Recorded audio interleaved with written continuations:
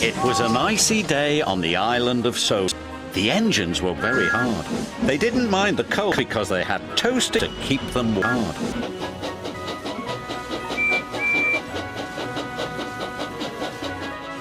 That evening, the fat troll came. "Freeze, James and Percy," he said. "Deliver extra coal to the stations." "Yes, sir," they said eagerly, and the fat troll drove away.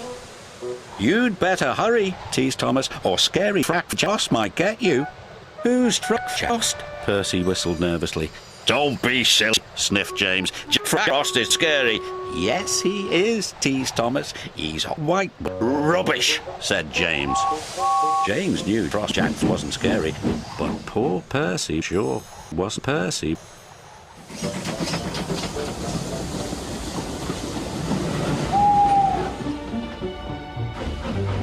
Percy shit. Frost is not scary. Jack is not scary. It's not scary.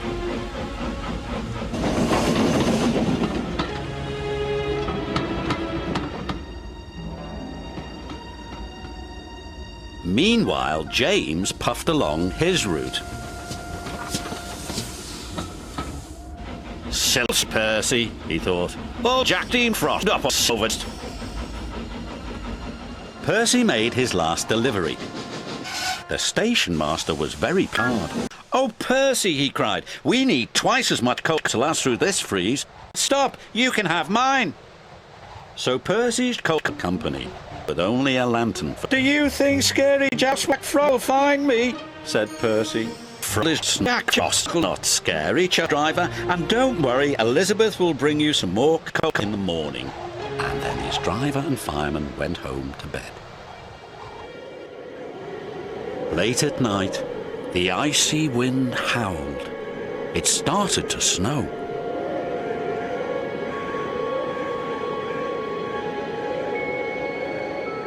Soon, Percy's face was so cold and nose hung from his icicle.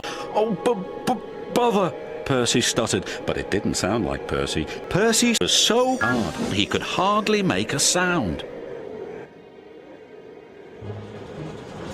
At last, James was on his way back to the sheds. In the fog, he saw shadows and strange and scary shapes. "Scary mustache drop," he whispered nervously. "Pah!"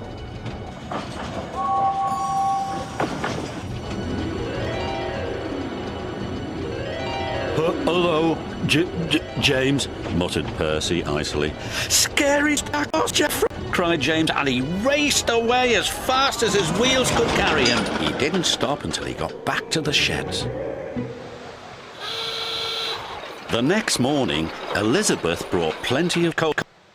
"Oh, my dear," Elizabeth chuffed to Percy, "it looks like Frost Jack really got you then." Soon his ice melted away.